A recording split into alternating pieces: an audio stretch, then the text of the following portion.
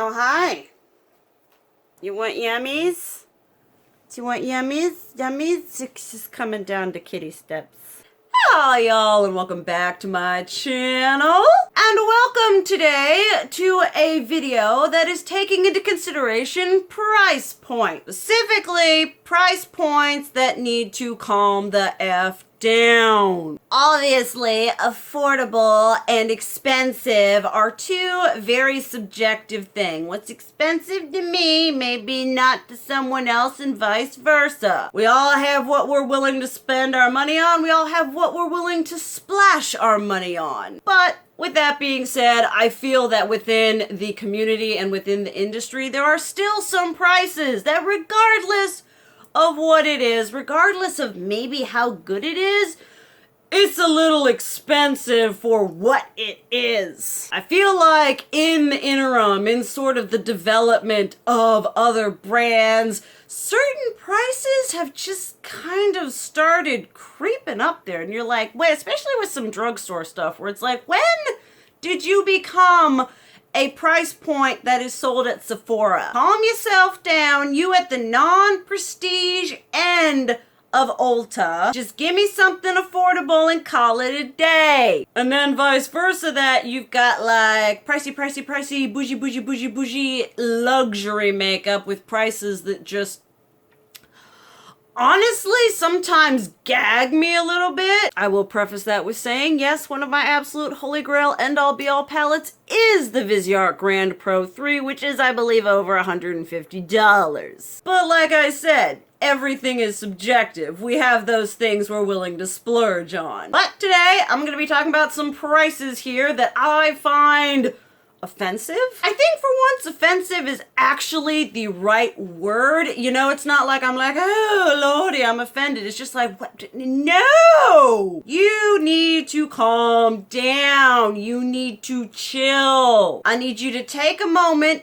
think about what you are, and then maybe come back with a price point that's a little bit better. But that's not gonna happen, which is why we're here right now. All right. I'm going to start right out of the gate strong with a product that I actually very much enjoy. It's important to remember that even if you like a particular something, you know, you should be able to also recognize some of its faults as well. The Norvina Mini Pro Pigment Palettes. Now, I understand. It's hard to price a small palette from a high-end brand. Yeah, you're getting less product, but they also want to maintain that sort of high-end price point. Why this price is so sort of, why? Is because they're the mini version of these big, giant, freaking huge laptop-sized Pro pigment palettes that were $60. And you got a lot of bang for your buck. You got a lot. Let me just one moment. This is a normal Pro palette.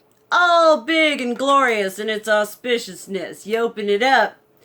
Whoo, doggy, you getting a lot of shades all up in that shizz. And for $60, I mean, you better. I mean, little shout out, this is the fourth one, and it's really good. But this is the mini one. This is the first one. You're like, ooh, look at the little baby. I love this. I've used a lot of these shades to death. This right here, one of my favorite inner corner highlights. But I'm hoping that with size comparison, you will be able to understand, my reasoning for having these things on this list. Because these are priced at $29. Tax, everything, we'll just round it up to $30. That's half of what you get in one of these. I understand it's not that much of a lower price point, but if these had been like 24, I mean 22 would have been fantastic because you just get so much less. And when you're comparing it and it's like I said, it's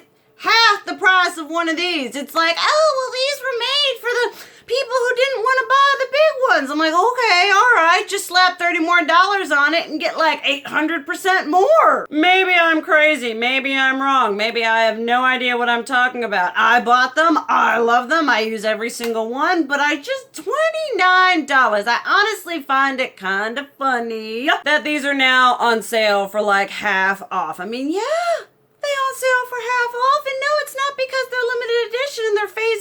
although maybe, possibly, potentially, these have been limited editions since they were ever released. But I think it's because they were overpriced to begin with, and people are more inclined to buy them at like $14.25 than they are at $29. It's just half the price of one of these, but you get just that my cat's staring at me. Hi, sweetie. But do you see my problem here? I'm not big on math. That is not my strong suit, but you see? All right, now let's talk about something that definitely offends me. Y'all know I love highlighter. Raya, say it ain't so. And y'all know that your girl is not opposed to spending the pretty penny for said highlighters. But that being said, I do draw a point at a certain level of highlighter price gouging. It's just something that doesn't make me happy inside. And of course, Jeffree Star released the Skin Frost. Okay, they were okay. All right, whatever. Released the Supreme Frost. I absolutely love that shiz. And then, if that wasn't enough, he's like, I am going to release the Extreme Frosts. And I mean, I was there. I was down. I was at the front gate. Yeah, Extreme Frost, gimme. I was ready to slather that shiz from head to toe, all over my body, go off into the woods and be a mystical being. But the dude price these. Like, this is the ultimate lack. My dude, price these at $50. Half of $100. That's a lot of money. I mean, his other ones, were the Supreme, whatever ones, were those like 42? For some reason, when it comes to pricing highlighters, like 38 is like kind of the base price I have. That's Becca, that's Natasha Denona. Anything lower than that, and I'm like, all right, you're doing pretty good. I love the fact that Jouer ones are 24. But $50 to own all three of the original shades, to own all $200. I love how I'm yelling at you all and I'm putting emphasis on this like you all already can't do math. I'm just saying, it's a lot of money. And it's just, and I'm see, this is the thing, this goes on into like, you got the price point annoyance, because part of my problem is this shiz comes in presentation boxes. I love good packaging as well as the next person. Clearly, I care a lot about aesthetic. But that being said, put aesthetic where aesthetic is needed. The older I've gotten, the more I've come to realize that makeup is a consumable thing. You know, we get it, we use it, it goes bad, we use it up, we pitch the packaging in the bin. You are creating an extra step by creating this stupid presentation box. It kills trees. It's killing the environment. I'm killing the environment enough as it is by buying this stuff. Maybe you could just put it in a plain cardboard box for me. Just a nice, just a little box. Like everything else, a little sleeve, a little something, so that I can take that shiz, break it down, and recycle it, and take it to the paper recycling. Instead of putting it in an ostentatiously gaudy box that gives you the right to take this highlighter and charge $50 for it. Kill less trees, put it in a simple little bit of componentry, and charge me $38. I don't know why I saw the whatevers, and then when it was 50, I'm like, really? We're going there, are we, Jeffree? We are reaching ourselves into the luxury price point, which I have issues with anyway. And aside from the fact that I'm not purchasing from him anymore, I'd made the decision where, like, you know what? No, I'm not gonna pay $50 for this highlighter. It's not gonna happen. I don't care if it's the most amazing thing that ever existed for me. There comes a point where you drop $50 from a non-established luxury brand. $50 for bougie packaging, for all kinds of whateverness. I That one most definitely done did rub me the wrong way. Now, if any of y'all want to spend $50 and send that shiz to me, yeah, sure, I'll dip my head and toe in from it from top to bottom. Yeah, sure. I'll do that. I'll do a Snapchat about it. I'll run off into the woods butt naked wearing a $50 highlighter because at that price point, it better make me an ethereal, otherworldly, and vaguely threatening being. Okay. Next up is something that isn't so much a price point that's recent that I'm like, oh wow, this is awful. You know, Jeffree Star stuff, that's recent. Norvina, you know, that's recent. But this is sort of a price point that hasn't aged well. And I have talked about this before. I'm not sure in what sort of capacity. But the Lime Crime, just their palettes, their Venus one. Let's see here. We've got the Venus 2, we've got the Vivid Venus, we've got the Immortalis Venus, we've got the Prelude ones, we got the Venus 3, all of those 8-pan palettes from Lime Crime that were originally revolutionary and are now sort of kind of done to death. Those bad boys are $38 each. That was really expensive in the day. You know, you're only getting 8 shades, 38. You know, at the time, they were kind of the only company doing their thing. And it's smaller, indie, whatever. You know, you can kind of warrant and understand that higher price point. But now that they've become more mainstream, now that we have so many more affordable options, so many indie brands, honestly, just so many options on a whole,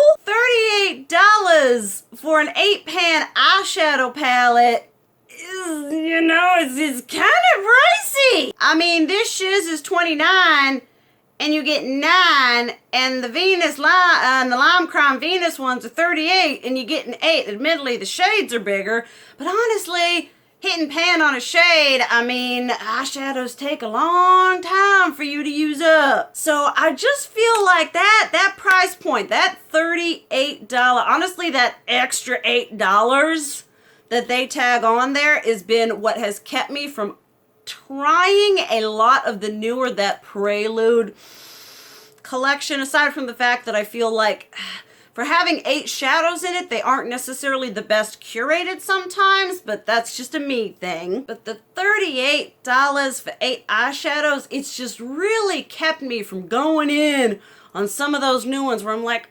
ugh, almost $40. You know, and when I was thinking about reviewing the Prelude, and I'm like, that's gonna be $80 for 16 shades. And at that kind of price per eyeshadow, I might as well just buy Viseart. So I don't think this is so much a like universal, oh yeah, these are expensive, but I think in comparison to all sorts of things that you can get, even from Lime Crime, I feel like price point breakdown, their larger Venus, the Venus XL palettes, are a better breakdown than those 8-pan palettes. I don't really think people are buying them because they're a good value for money or they're even really stand out anymore. I think they're just kind of sad and tired and overdone. But the $38 price point has just, like I said, there have been so many ones where I'm like, yeah, maybe, possibly I could try that, but that $38 is just one big giant stop sign. As someone who used to be a big fan of fancy, bougie designer stuff, I will admit it, I used to be a brand snob. When Christian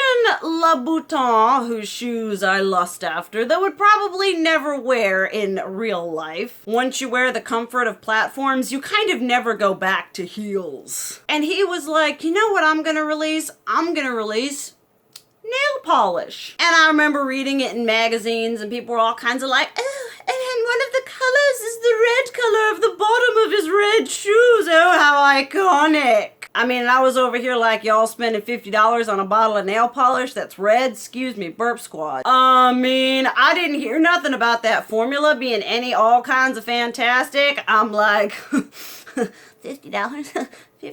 $50 for nail polish? I do not kid when I say that shiz better apply itself, and not only then, it needs to give me a full set of acrylics for $50. And that's not even the worst of it. We've got the nail polish. Okay, all right, whatever. Marc Jacobs had like 18 or 20 something dollar nail polish. I bought some of those because I'm stupid. And then he's like, you know what? You know what we really, really need? And they're all like, yes, Mr. Louboutin, what do we need? We need $90 lipstick and lip gloss. with fancy, ultra bougie packaging, which I honestly, personally don't believe the manufacturing of said packaging really makes that, the cost per making, that price break there, it's like, okay, how much do you make compared to how much it costs to make the product? I don't think it makes it worth 90 to 100, we'll just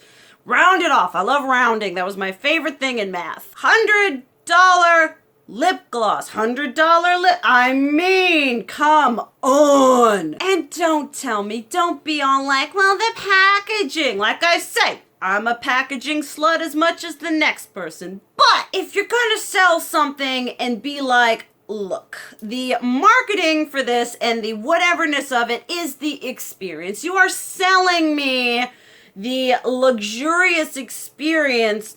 What's going on here? Potentially preview content for my OnlyFans? But you are selling me the experience of buying, owning Christian Louboutin makeup, which is, I reiterate, a consumable product. If Mr. Louboutin wants to make fancy, nice things, just go into making some ornaments and shiz. Don't take a fancy ornament, put some whateverly sourced lip gloss in there and tell me it's worth $90 because it has his name on it. Because it isn't! I'm sorry! What sort of formula would you have to have for it to warrant a $90 price tag? It had better be the best thing I've ever tried. It had better be certified by doctors and dermatologists and estheticians for it to be $90. It's like, oh, well, it can double as a necklace. Great, I'm just gonna buy a necklace. Oh, hang it on your tree. No, I'm good. I understand the certain price points of certain luxury makeup, but when you reach a level of absurdity like Clou Eau de Poo, being all like, here's a $95 highlighter that's just of nothing. And I understand. Clearly their demographic is not me, not a witchy person who needs all kinds of cha-cha-cha-cha. I am not a rich, middle-aged woman, so I don't need this makeup. I'm not gonna buy it. But as someone who is an avid consumer of makeup, I do take object when I feel like makeup is used as an avenue to just sell just asinine stupid. Like it's a $90 lip gloss, it's a $90 lipstick, and it's not even that good. Tati talked about it. For $90, it better make me want to marry it. It's a personal thing. I understand all of this is very, very personal, but I've just always sort of been offended by just that gross overpricing on the fact that it's Christian Louboutin. You know, I don't see any Italian leather being put in to these things. You know, I don't think I'm seeing the same craftsmanship in his makeup line than you do in his shoes. Okay, that's just it. I don't think so. That's just me. Okay, we're gonna talk about something else that is also subjective, because I understand some of these brands, some of these things, they're not my demographic. They're not things that I buy. So I can't attest to the quality. I can't say whether they're worth every single blinking penny. Although I dare someone to tell me down in the comments, tell me and give me the reasons why. I want a spreadsheet as to why the Christian Louboutin glosses and lipsticks are worth $90. Please tell me. But Charlotte Tilbury, which is a brand that I don't own anything from. I've wanted to. I've been attracted to several varying whatevers of her products, but she is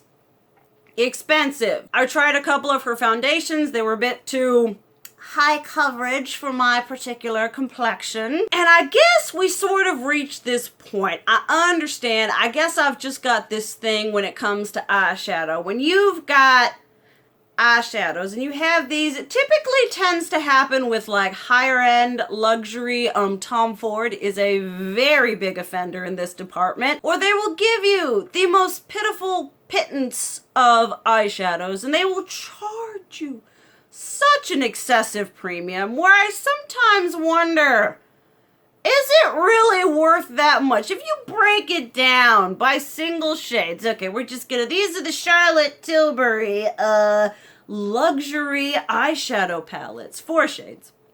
4. And these are either $48 or $58. I will put it somewhere. And y'all, that's a lot of money per eyeshadow. And I am someone, like I've said, the example I love to use is my Viseart Grand Pro, which was over $150. But if you look at the cost breakdown and how many eyeshadows you get, I'm okay with that. That is me personally. I know lots of people love those Charlotte Tilbury quads. You keep doing you. This is just me doing my own thing. But that much money for 4 eyeshadows? For all of y'all who love them, can you tell me that these are the most amazing eyeshadows ever? Because I would love to know. I understand these are sold typically to a demographic that kind of has a more simple eyeshadow aesthetic. So they're not needing 1,200 different shades to do a whole bunch of different things. But then that calls into question her larger palettes, which are in the $60 range. I mean, yeah, you get more shades. I mean, we won't mention the fact that they all look the same. But when it gets to like the same thing with Tom Ford, where he's like, here are 4 eyeshadows. I present to you 4 eyeshadows that I am going to charge you over $40 for. I mean, they had better be the most holy grail of all holy grail eyeshadows. I would not spend over $40 on 4 Viseart shadows, and I love that shiz to death. I understand we're going into the Tom Ford whatever, but you know, I get so offended when they've got their like blush prices. You know, you're just like, all right, the blush for $42, a highlighter for thus and such, and then they get to eyeshadow, and they're like, all right, we need you to jack that price up. I don't know why eyeshadow is such a whatever, why it has to be so much more expensive, but I'm like, let me know if any of y'all have tried this shiz and it blows your mind. It is the best eyeshadow you have ever put on your lids. It takes any texture you have and removes it. It blends itself. These shimmers are ka-cha-cha-cha-cha. Most definitely let me know down below. I would love to know and understand the reasoning behind such an expensive premium for so little product. If it's that expensive, you'd think it has to be good. But as we have learned on this channel, a price point does not equate quality. So somebody, please enlighten me down below, because clearly I am in the dark on this. But that is all the whatevers I have for you here today. That is all the makeup prices that need to chill today. I do have enough to do more of this, so definitely let me know down below if you'd like to see a continuation of this series, as well as drop makeup products and prices, you know, that you're like, this seems a little bit steep for what you're getting. It can be drugstore, high-end, luxury, just, you know, drop something that you think is overpriced for what it is. And I'd love to hear what y'all have to say about these products. Clearly, I like the Norvina palettes. Pro, mini, whatevers, I still think they're overpriced. But I would also love to hear what y'all have to say, what I talked about, and if you think it's amazing and worth the price. Makeup is subjective. You keep doing you, boo-boo. But thank you guys so much for watching. I love you, and as always, keep it real. Mwah!